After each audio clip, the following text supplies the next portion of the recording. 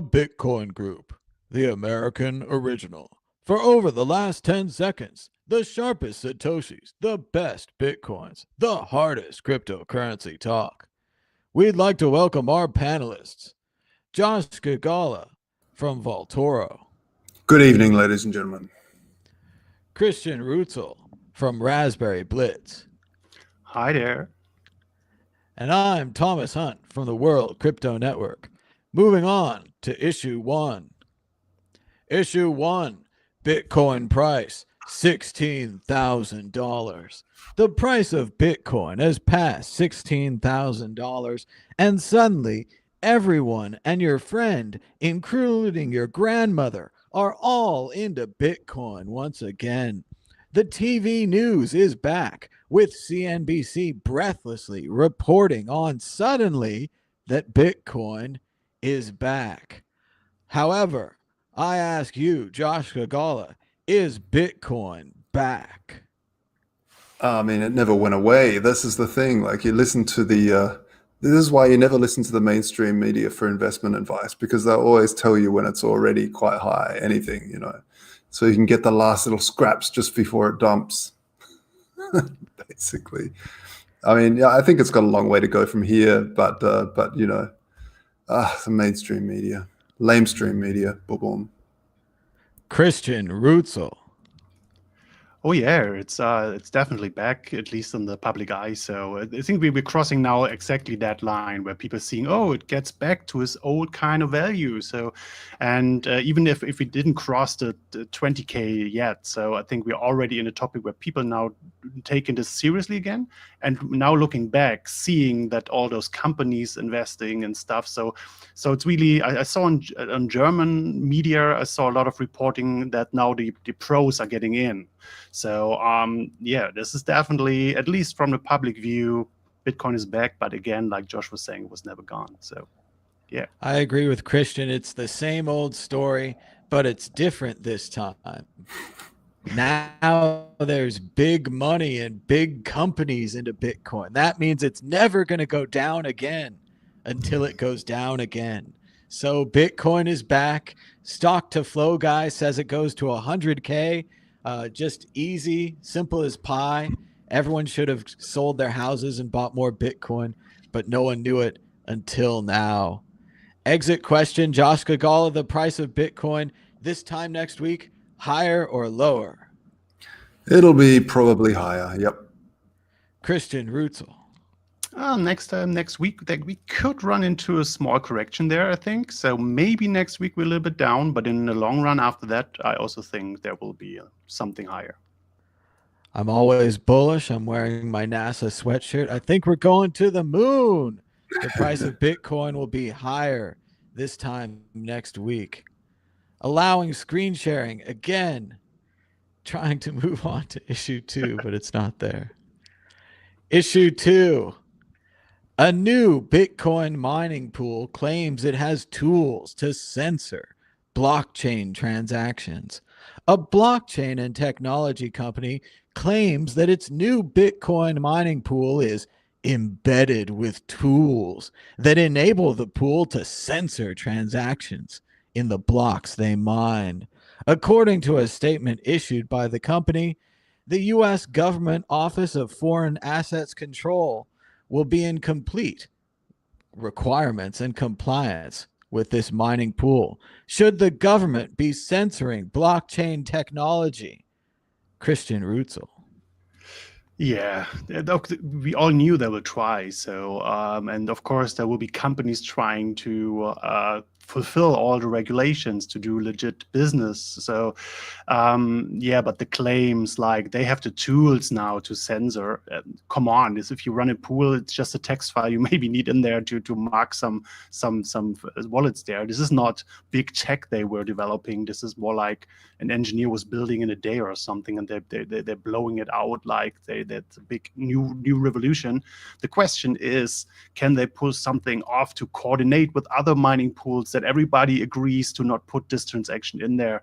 So, and they are not relevant as far as we're seeing on their hash rate stuff. So, and to pull off this coordination and this political thing is a complete different game than just telling I have a tool now to do this.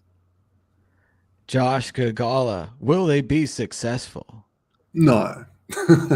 I mean, look, they can censor. They've always had the tools. It's not a new thing. A miner chooses which transactions they want to include in their block, and the thing is, like, all that will happen is that illegal, whatever that means in a certain country, transactions will wait a bit longer until some pool that doesn't have a filter mines that transaction. It's as easy as that, and so no, it's fine. They especially if I think all that will happen is that maybe dark markets and stuff will ask to pay a higher fee because there's some greedy pool out there that will chuck you in the next block. I agree with the panel here. This is nonsense, but it just keeps coming back over and over again. Bigger and bigger companies, bigger and bigger, the same plan. I'm new to Bitcoin. I just got here. I'm going to fix Bitcoin. Here's what Bitcoin needs that you didn't know about. And surprise, it's censorship. That was the correct answer. Bitcoin needed censorship. You should have worked harder on it when you built it the first time. Did you know the World Crypto Network has its own store at worldcryptonetwork.store? You can get World Crypto Network the mug, the Treasures Don't Float t-shirt, Bitcoin Not Bombs t-shirt, and World Crypto Network the shirt at worldcryptonetwork.store. Issue 3. As governments seek encryption backdoors, Bitcoin becomes critical. More and more, the government is interested in your computer. On November 6, 2020, the Council of the European Union released a draft council resolution on encryption. The document is supposed to serve as a precursor to a final text to be presented to the Council on November 19th for legal adoption. It emphasizes support for data encryption in general, but also notes the challenges that encryption technologies pose for investigators who want access to criminals' communications. The government wants access. The people want privacy. Christian Rutzel, is Bitcoin important to encryption and privacy in government? Will it bring us freedom? I think it shows us that we can put something against this. So even think what they're searching there is more like for text messaging. So there's not exactly for payments yet. So because the payment system is already, so the legacy payment systems that we use right now can already be censored and monitored if they want to. So so Bitcoin shows that you can replace those systems even if they try to build them up. And yeah, if they really push this stuff through, which I also doubt a bit. So they always wanted it to have, so, but this is another try.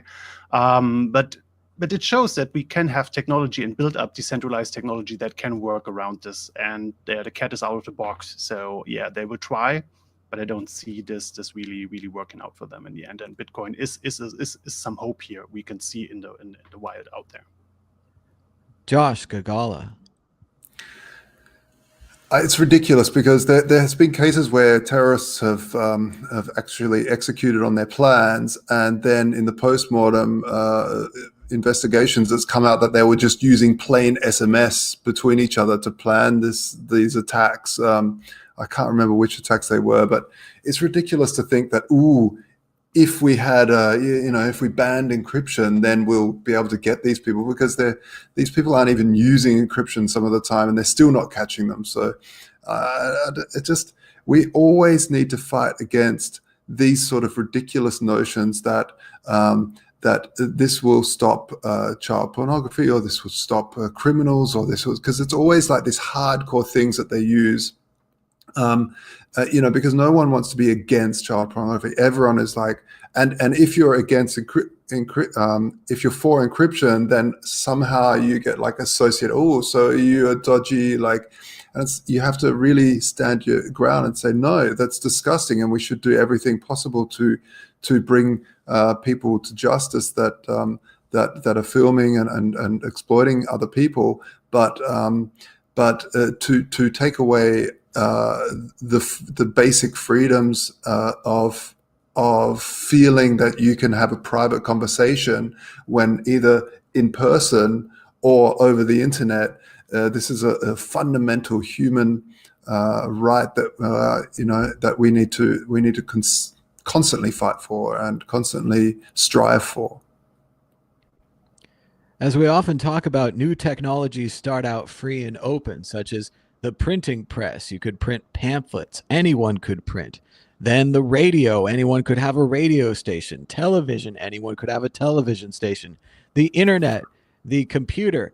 Anyone could do anything they want. You can edit the computer. You can broadcast on the internet. You can do all these things. And then they just kept getting limited and kept rolling back. And that's the way it happens, is slowly your freedoms go away. Slowly they have to have backdoors into everything. They need to be able to look at your phone. They need to be able to look at your computer. There's a reason for it.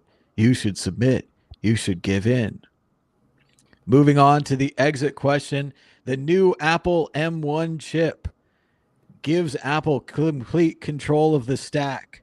It does not allow programs that block Apple programs to go out, and Apple reports every program that's running back to home base to make sure your computer's running well. Is this the future of computing? Is this the kind of computer that you want? A computer that's always safe, always good, always up to date, and always watching you. Christian Rutzel. Yeah, right before this show, I did a reboot of my Apple, and I did a 20-minute whatever installing shit. I don't know what they did there, so I think I already have.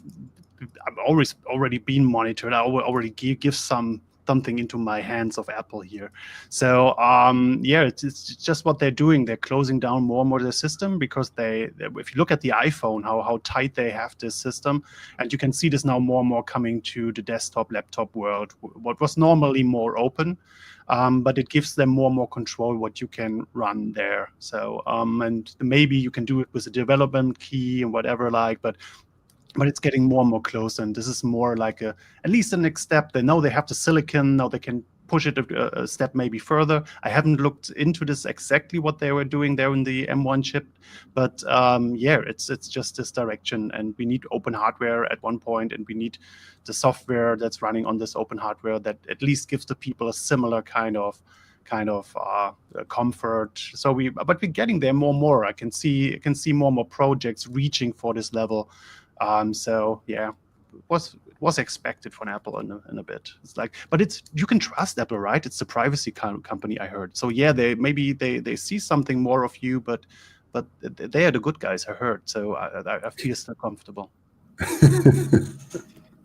It is interesting to think about your various options, though.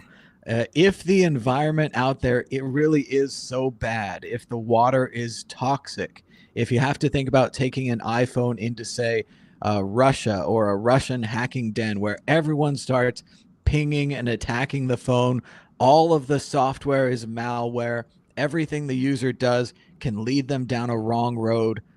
Does Apple have any choice? Do they have to lock down their phone? Is the alternative of a larger, more open garden actually leaving them at risk? Are there too many hackers out there to have these old-fashioned systems? Josh Gagali, your thoughts on Apple and everything? I think generally, like as humanity heads more and more into computerized robotic world. For instance, self-driving cars will know exactly where you are all the time, keep total control of where, back to Tesla, back to Ford. Ford will be, Apple probably have their own car as well. These companies will always strive for more power, and I'm not sure, if there was any reason to get a pair computer or one of these Apple clones, it's probably would be the time. But I don't know. I think I don't really buy the fact that you can't hack around these sort of send to home, like phone home signals, because at the end of the day, it all needs to go through the Ethernet or through the Wi-Fi protocol, so you can filter that somehow, see some sort of signature that you can filter out. Some clever people at the Hackers Congress will fix this, I'm sure. But yeah, I mean, it's all about the mass, and you might get the few people that don't. And the problem is, and you get the few people that don't, and they're the ones that are constantly being looked at like, they're doing something wrong. But the fact of the matter is, like I said before, the terrorists or whatever, the baddies, will just be using the normal stuff because you're hidden in plain sight. You're hidden amongst a haystack of billions of people. And so the people filtering out the network won't probably even be watched, because it's like, you're a bunch of people that, and a red flag will pop up on Mac saying, hey, this Thomas Hunt, he's filtering we haven't seen him phone home for a while, yet we've talked to Adobe and he's signed into his Adobe account. Yeah. So we'll see. It is a very interesting topic. You have to think about how it's really all or nothing. You have to have some privacy, some people liking it. If everyone doesn't like privacy, there won't be any privacy. Will they be successful? Will anyone care about the privacy implications of the M1 chip? Yes or no, Josh Kagala? Most people know, sadly. Christian Rutzel? No, most people don't care. As long as they're not selling it for advertisement, just for improving the product, I think people will run with it. No one will care. 20 hours of battery life. It runs all day. Moving on to issue 4. Apple should buy Bitcoin. Companies like MicroStrategy are buying millions of dollars worth of Bitcoin. Square even put Bitcoin on the books as an investment, maybe a hedge, and so far they're way ahead. Apple famously has a hoard of cash, legendarily perhaps $1 billion in a money vault, just like Scrooge McDuck. Should Apple take some of their gold out of the money vault, perhaps do it through a double laundry through Italy and Ireland and Greece and all kinds of other great foreign countries? Should Apple buy Bitcoin? Christian Rutzel. The funny thing is, in this article, this is one thing I hear more and more, and it seems more and more common sense for classical investors and business people, that cash is trash. This is really interesting. I read this more and more now. So I think they at least have to think about this. So in the end, they were buying back stocks. So they're buying their own stocks back. So this is one strategy to push even your stock value. But I think at one point, the greed will be big enough. If you see the opportunity and the hedging opportunity and the situation that cash is trash, there is definitely something for Apple to think about here. So not sure if they will do it, because there is something still.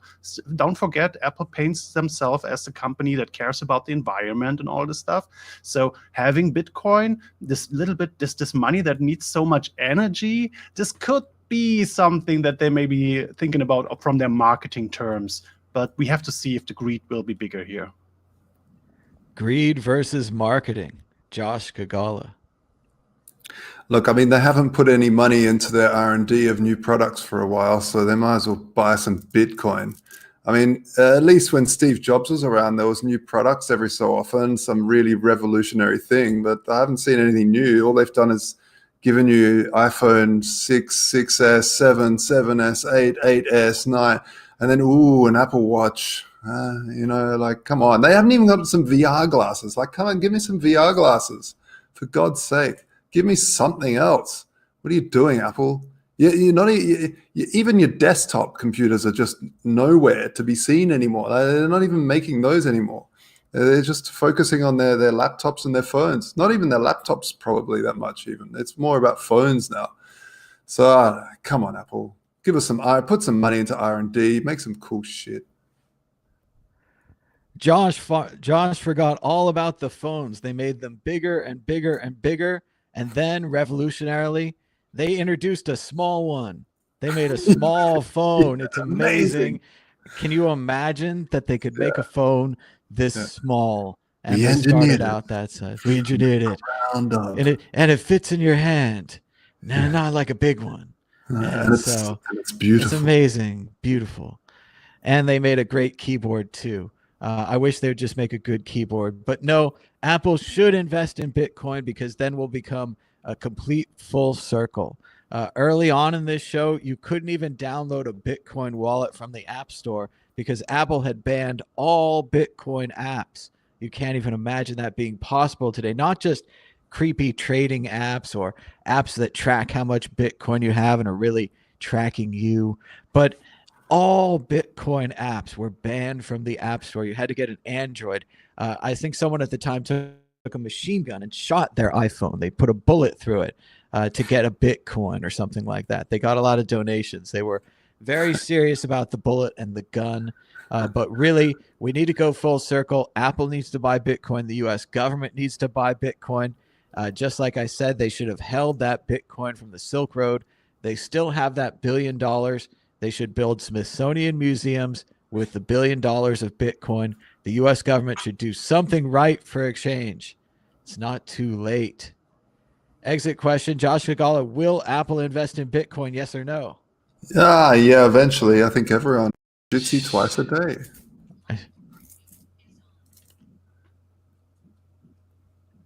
What was that, Rutzel? I don't know. I think we're back. Go ahead, Christian. Oh, okay. Yeah, I just wanted to say that I think no, Apple will not publicly invest into Bitcoin, but they maybe find a sneaky way around it, buy some other stuff that includes Bitcoin so they can profit from it, but they don't have it on the books and on their marketing sheet. I agree. I think Apple will buy Bitcoin. I can't wait for it. It's going to be very exciting. It's going to be one more thing, and it will be orange. Moving on to issue 5.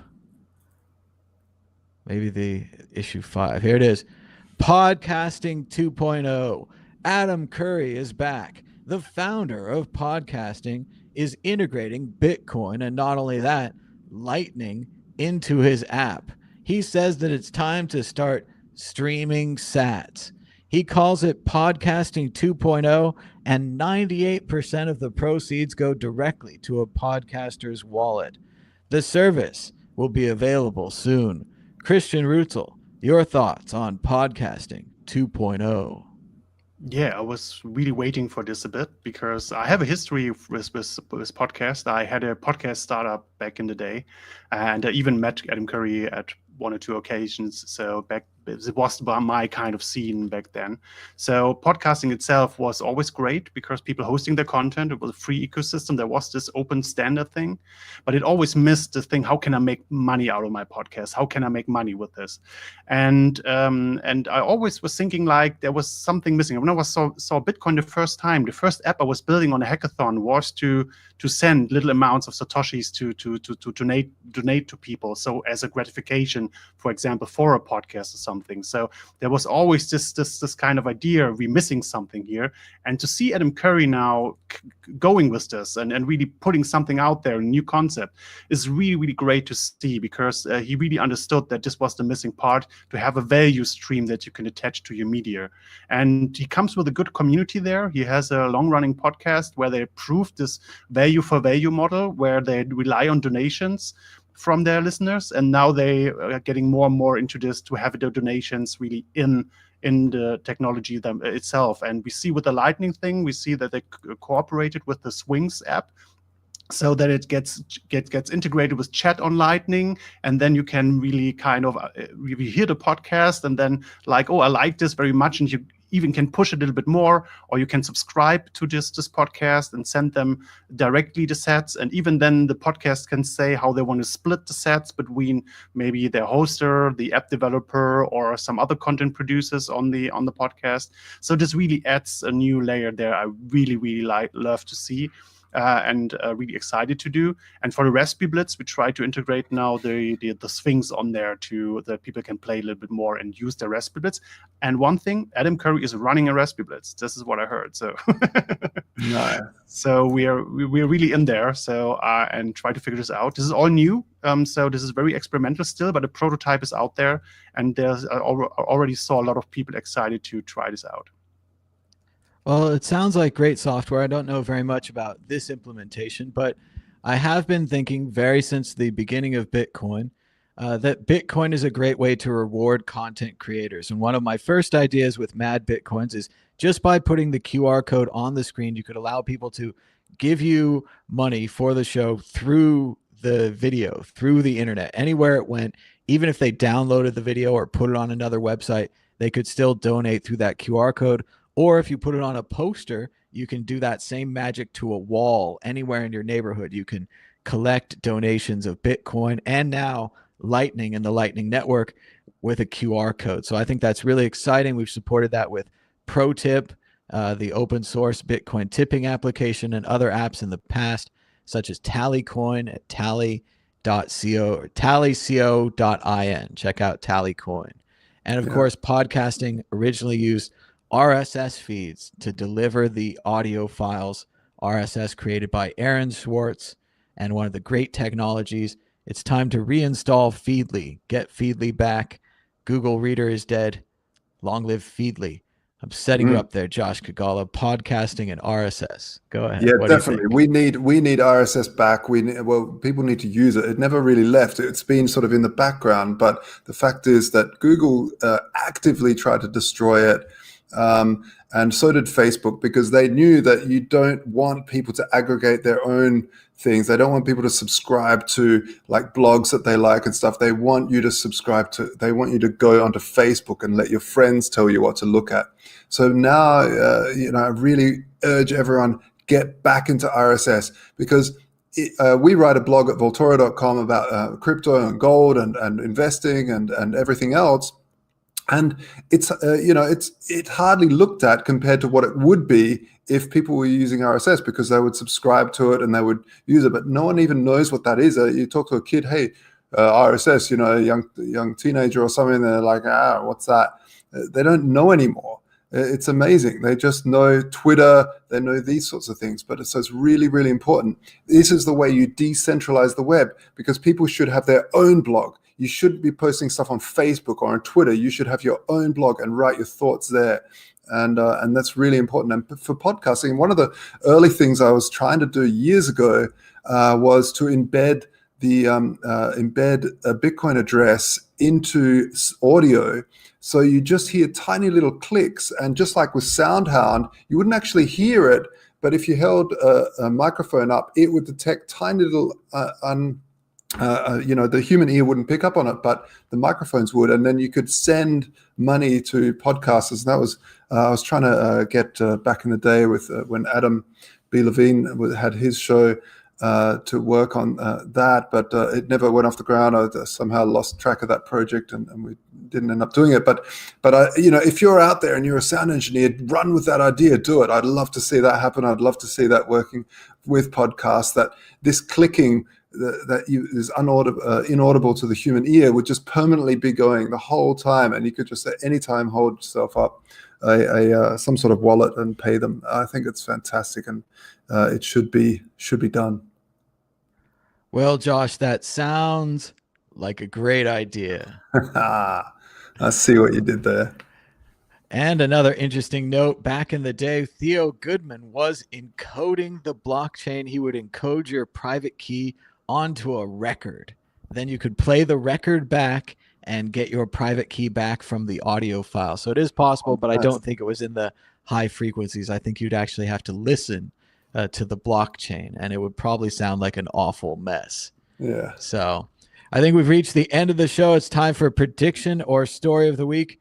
Christian Rutzel, what's your prediction or a story of the week? What's going on?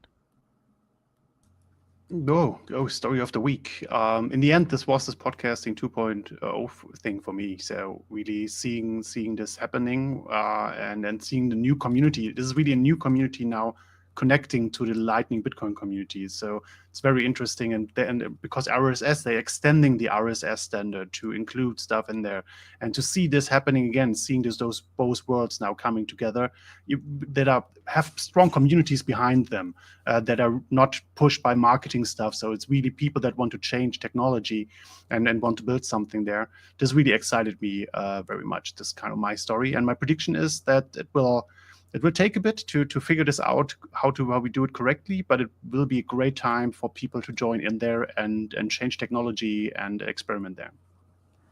Josh Gagala. We're starting to have a lot of movement on Vaultoro, people buying gold, hedging into gold from these high prices, and that's also exciting. As a lot of people are getting out of gold, so it's kind of interesting. I'm always keeping the eye on these people, because the gold Bitcoin people, they understand economics a bit deeper than the average, and so it's for me, it's really interesting watching this as we head towards 20K. What happens? Where does the smart money go? Do we pile more out of gold, or do we pile back into gold? And so this is fascinating. Definitely check out Vaultoro.com and keep an eye on that market. As more and more people are in lockdown and staying at home, it's important to have good movies to watch. So check out The Founder. I was watching that earlier. Check out Ted Lasso on Apple TV. And check out Bitcoin and Games, our new show. We're going to try to play Among Us again on Tuesday at the same time as the Bitcoin group at 1 o'clock Pacific time. So you hope you'll join us. We're going to have another fun game of Among Us here on the internet. Thanks for joining us today on the World Crypto Network with the Bitcoin group. It's about towards the end of the show. Anything else you guys need to add to the show? No, lots of love. I'm good, thanks. Thanks so much for joining us. Stop talking about politics. Relax. We'll see how it goes. Until next time, bye-bye.